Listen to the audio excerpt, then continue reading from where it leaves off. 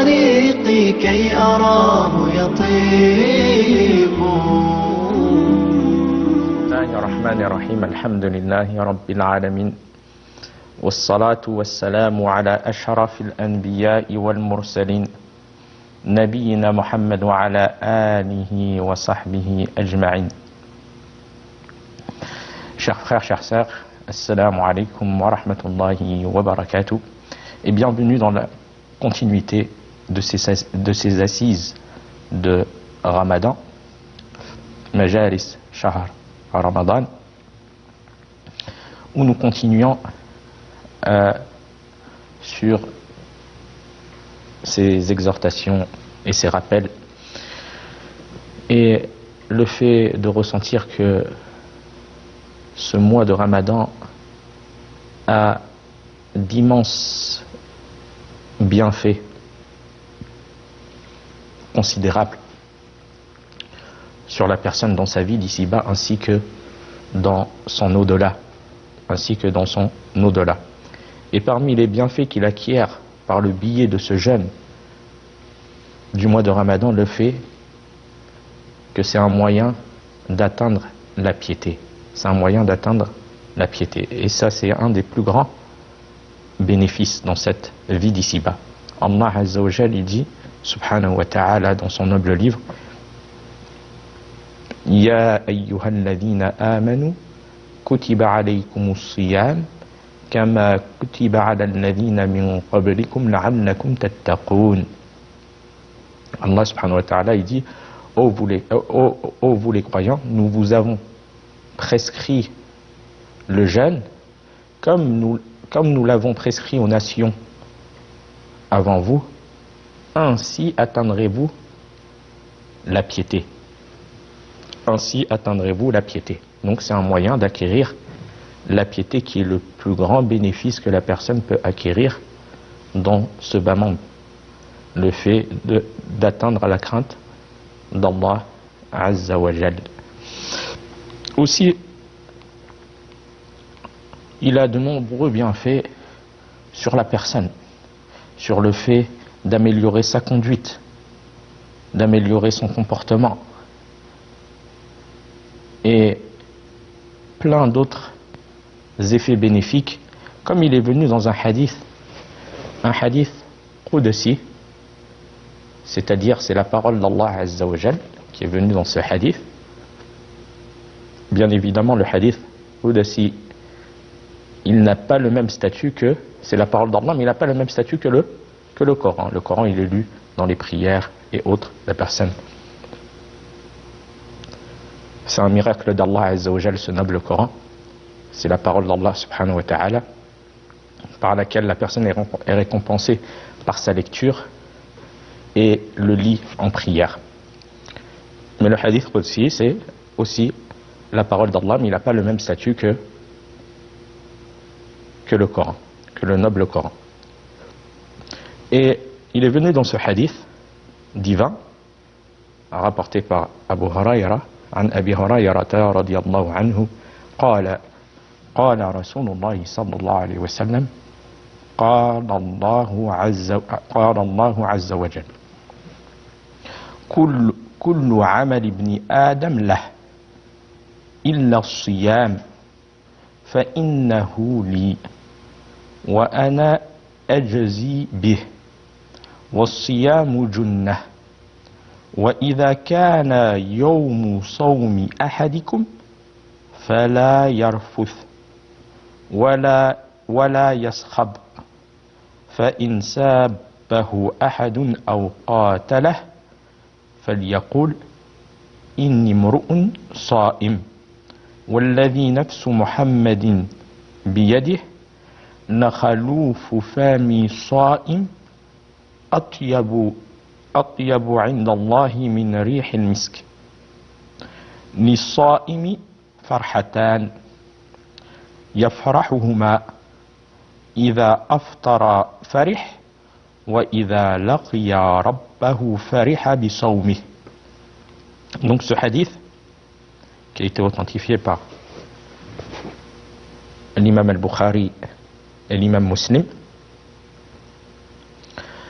Abu Huraira, radiallahu anhu, qu'Allah l'agrée, relate que le messager d'Allah, sallallahu alayhi wa sallam, a dit: Allah a lui la puissance et la grandeur, a dit. Donc c'est la parole d'Allah. Allah a lui la puissance et la grandeur, a dit. Tout acte du fils d'Adam lui revient, sauf le jeûne. Sauf le jeûne. Il est certes à moi, et c'est moi qui le rétribue. Le jeûne est un bouclier. Quand l'un de vous jeûne un jour, qu'il ne soit ni grossier, ni querellaire. Ni querellaire. Si quelqu'un l'insulte ou l'attaque, qu'il dise: je jeûne. Par celui qui détient l'âme de Mohammed dans sa main. L'haleine qu'exhale la bouche du jeûneur sera le jour de la résurrection plus agréable auprès d'Allah que l'odeur du musc. Le jeûneur connaît deux joies. Quand il rompt son jeûne, il se réjouit de manger.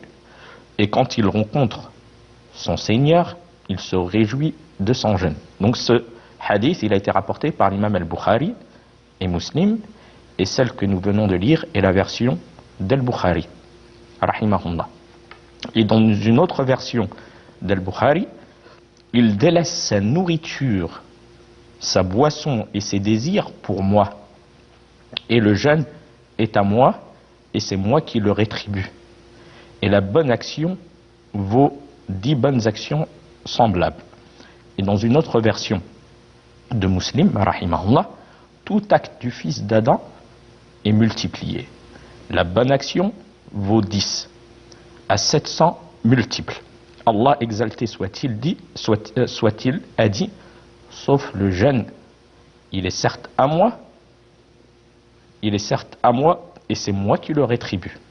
Il délaisse son désir et sa nourriture pour moi. Le jeûneur connaît deux bonheurs.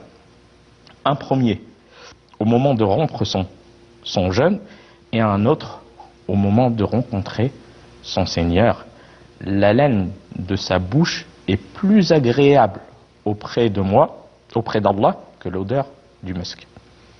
Donc, dans l'explication de ce hadith, le prophète sallallahu alayhi wa sallam informe à travers ce hadith divin que toutes les bonnes œuvres, qu'il s'agisse d'actes ou de paroles, sont multipliées. Ça, c'est une grande... ça permet à la personne de se réjouir de cela. Les actes que la personne a accomplis, actes ou paroles, les bonnes actions que la personne a accomplies, elles sont multipliées par Allah subhanahu wa ta'ala, de sa noble grâce, car Allah azza wa jal, c'est lui le plus grand donateur subhanahu wa ta'ala. Elles sont multipliées par 10 à 700 fois et plus encore. Donc cela pousse le croyant à se réjouir et à ressentir l'immense grâce d'Allah subhanahu wa ta'ala, et qu'il n'y a plus qu'à la personne d'œuvrer. Œuvre. Si les actes sont multipliés par 10 jusqu'à 700 encore, accomplis ce que tu peux comme œuvre, surtout en ce noble mois. Le fait de profiter de cela et de se réjouir de cette annonce. Et cela prouve l'étendue des bienfaits d'Allah subhanahu wa ta'ala et sa bienveillance à l'égard des croyants. Et si la personne, en contrepartie, accomplit une désobéissance, est-ce que cette désobéissance elle est multipliée? Eh bien non. Il ne comptabilise subhanahu wa ta'ala leurs fautes et leurs désobéissances qu'une seule fois. Subhanallah. La désobéissance que la personne a accomplie, elle ne lui est comptée qu'une seule fois. Et la bonne action qu'il accomplit, comme acte ou parole, elle est multipliée par 10 jusqu'à 700 fois, jusqu'à plus encore. Donc, ne soyons pas négligents. Profitons de cette immense grâce d'Allah subhanahu wa ta'ala. Le fait que tu accomplisses quelconque comme bonne action, tes bonnes actions te sont multipliées. Donc le fait de se réjouir de cette annonce et d'en profiter pendant qu'on est vivant. Et le fait de ne pas désespérer. Tu as accompli une mauvaise action, il t'en est compté, elle t'est comptabilisée par une seule faute. Subhanallah. Et si tu demandes pardon à Allah subhanahu wa ta'ala, Allah azza wa jal, il t'efface tes fautes. Y a-t-il plus grand bien que cela? Donc, à nous de profiter, surtout en ce moment de jeûne, de profiter du pardon d'Allah et de l'immense grâce et don d'Allah subhanahu wa ta'ala à ses serviteurs, du fait qu'ils multiplient leurs bonnes actions. Donc, les aumônes que tu vas faire pendant ce jeûne, tu vas donner des aumônes aux gens, aux nécessiteux. Tu vas lier les liens de parenté. Tu vas être bon envers tes parents. Tout cela t'est multiplié. Les prières de tarawih que tu vas faire, des prières surérogatoires que tu vas faire, ta lecture du Coran que tu vas faire, le fait que la personne ait journalièrement un programme et qu'elle accomplisse des actes, des bonnes actions. Tout ce qu'elle peut accomplir, qu'elle le fasse dans sa journée et elle profite de chaque moment de sa journée de Ramadan à accomplir des bonnes actions. Et à s'habituer à délaisser les désobéissances. Et à profiter du repentir d'Allah Azza wa Jal. Allah Azza wa Jal, subhanahu wa ta'ala, c'est lui qui pardonne l'ensemble des péchés. L'ensemble des péchés, subhanahu wa ta'ala. Donc le fait de ne pas désespérer, malgré qu'on a eu des manquements, à différents degrés, le fait de reconnaître et de ressentir qu'on a un Seigneur tout miséricordieux et très miséricordieux. Et le pardon, il appartient à Allah, à personne d'autre. Allah, il pardonne à qui il veut. Quelle quantité que la personne est faite comme péché, elle a juste à revenir vers Allah Azza wa Jal. Il n'y a personne qui peut s'interposer entre lui et son repentir. Quoi qu'elle ait fait comme action, quoi qu'elle ait fait comme péché. Et le fait de ne pas tomber sous les ruses du diable, du fait que tu ne peux plus être pardonné de ce que tu as fait tellement de péchés que Allah ne te pardonne pas. Cela, c'est faux. Allah Azza wa Jal, il pardonne l'ensemble des péchés. Mais à toi de passer à une nouvelle page, une page blanche. Profiter de cette occasion pour s'habituer à éduquer son âme à l'adoration d'Allah. Combien de personnes aimeraient être à ce mois béni? Et combien de personnes qui étaient là au Ramadan passé, qui étaient présents au Ramadan passé, et qui ne le sont plus, qui sont morts avant l'atteinte de ce nouveau mois béni. On nous demande à Allah Azza wa Jal qu'il pardonne l'ensemble des musulmans. Et peut-être que nous, on ne fera pas partie. Il n'y a rien qui nous garantit qu'on fera partie du prochain Ramadan. Donc à nous de saisir l'occasion et de profiter de ces moments qui passent très vite, très rapidement. Donc le fait de délaisser certaines futilités, certaines choses qui ne nous apportent pas importance dans notre journée, et de profiter à se consacrer à ce qui nous sera profitable et qui restera avec nous dans nos tombes, comme bonnes actions. Donc Allah subhanahu wa ta'ala, il multiplie les bonnes actions et il ne comptabilise les fautes et les désobéissances qu'une seule fois. Et la miséricorde d'Allah subhanahu wa ta'ala est bien plus grande encore. La miséricorde d'Allah Azza wa Jal est bien plus grande encore. Et dans ce hadith, il y a l'exception concernant la récompense du jeûne. On a dit que les actes les œuvres des gens, des croyants, ils sont multipliés par 10 à 700 fois et plus encore, à l'exception du jeûne. Allah Azza wa Jal, il s'est chargé de cette adoration, de la rétribution de cette adoration de manière particulière. Elle n'est pas semblable aux autres œuvres. Ce qui prouve que la récompense du jeûne, elle n'est pas quantifiable. C'est Allah subhanahu wa ta'ala qui donne une énorme récompense aux jeûneurs et qui multiplie son action de nombreuses fois en récompense, qui est connu que d'Allah subhanahu wa ta'ala. Donc on demande à Allah azza wa jal d'accepter notre jeûne, et même si la personne elle ressent des difficultés dans le jeûne ou toute autre chose, le fait de ressentir la récompense de son acte d'adoration. Même si la personne, il y en a certains qui travaillent, des fois qui ont le travail qui peut être difficile et autre, et qu'il est en état de jeûne, le fait de savoir qu'Allah Azza wa Jal connaît son acte et les efforts qu'il accomplit, et que c'est lui qui s'est chargé de la récompense du jeûneur, et qu'il donne une immense récompense au jeûneur, comme il est venu dans le hadith. Ainsi, la récompense du jeûne est immense, prouvé par le hadith, et inestimable. Donc chaque jour qu'on est en train de jeûner, le fait de ressentir cette adoration, et que ça ne soit pas une routine, car l'adoration des insouciants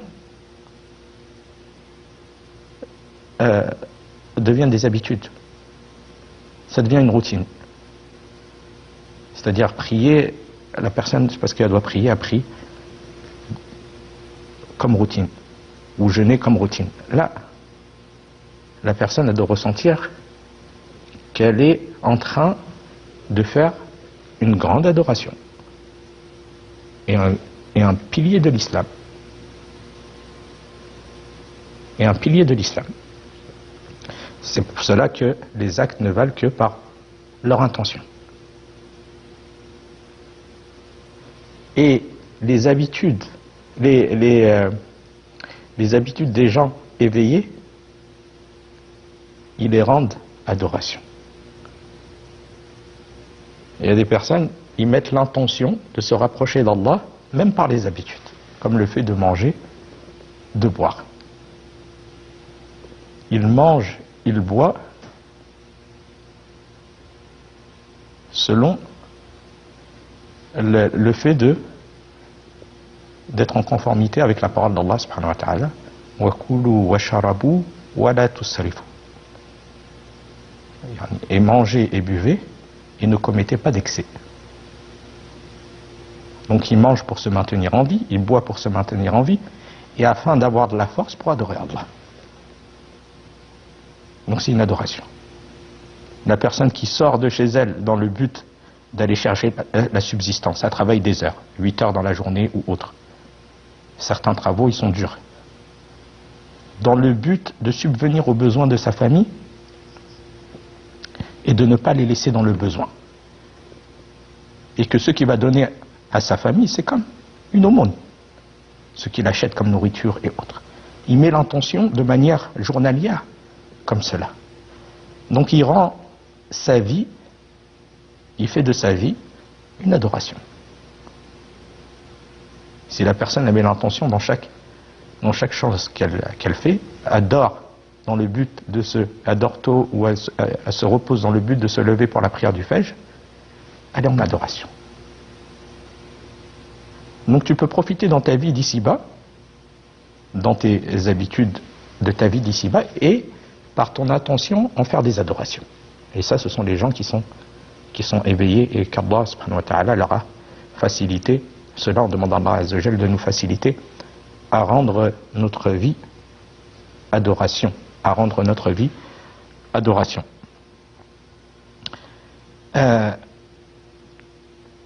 Donc, la récompense du jeûneur est multipliée. Le jeûne, la récompense d'Allah subhanahu wa ta'ala au jeûneur est immense et inestimable pour plusieurs raisons. Car cette adoration a réuni de nombreuses autres adorations, comme l'adoration de la patience. As-sabru ala ta'atillah. Le fait de, dans ton jeûne, tu patientes dans l'adoration d'Allah. As-sabru an ma'asilah, an maharimillah. Yani le fait de patienter dans à s'abstenir de la désobéissance d'Allah subhanahu wa ta'ala. Wa as-sabru ala qada'illahi wa qadarih. Et le fait de patienter face au décret d'Allah. Tout cela est réuni dans le jeûne. Donc on va commencer, Inch'Allah, à expliquer cela, à débuter à l'explication de cela. Donc par exemple, la patience dans l'obéissance d'Allah Azza wa Jal. L'individu, il supporte le jeûne, ainsi que ses difficultés, parce qu'il peut ressentir des difficultés dans le jeûne. Et aussi, il patiente, et il fait patienter son corps. Pour qui? Pour Allah. Et Allah subhanahu wa ta'ala, il est parfaitement connaisseur de cela. Donc il patiente face à la nourriture. Il patiente face à la boisson. Et par moments, les journées, comme des journées en Europe, dans d'autres pays, qui sont très longues, il patiente à la boisson, à la fatigue, à la nourriture, aux relations conjugales. Pour qui? Tout cela pour qui? S'abstient de tout cela pour qui? Et afin d'obéir à Allah, afin d'obéir à son Seigneur. Et ça, c'est un secret entre lui et Allah, parce que personne ne sait qu'il est en état de jeûne ou il n'est pas en état de jeûne si ce n'est Allah. La personne ne pourrait se cacher et manger. Mais malgré cela, il patiente sur cela, malgré le fait de ressentir fatigue, difficulté et aussi désir, pour satisfaire son Seigneur. D'où la cause que la rétribution du jeûne est à Allah subhanahu wa ta'ala. C'est lui qui rétribue le jeûneur d'une très grande récompense. C'est pour ça qu'Allah a dit dans le hadith divin, il délaisse sa nourriture. Allah il a dit, il délaisse sa nourriture, sa boisson et ses désirs pour moi. Sincèrement pour Allah. Et ça prouve la sincérité d'Allah, parce que c'est caché. Il n'y a personne qui le sait. Peut-être la personne elle a mangé, elle a bu, il n'y a personne qui le sait si ce n'est Allah. Il se prive pour Allah. Inch'Allah, on continuera bi'idhnillahi ta'ala la continuité de l'explication de ce hadith divin dans le prochain cours. وفي الختام هذا والله أعلم وصلى الله على نبينا محمد والسلام عليكم ورحمة الله وبركاته. بالعالمين تطيب أسعد قلوبا بالهداية.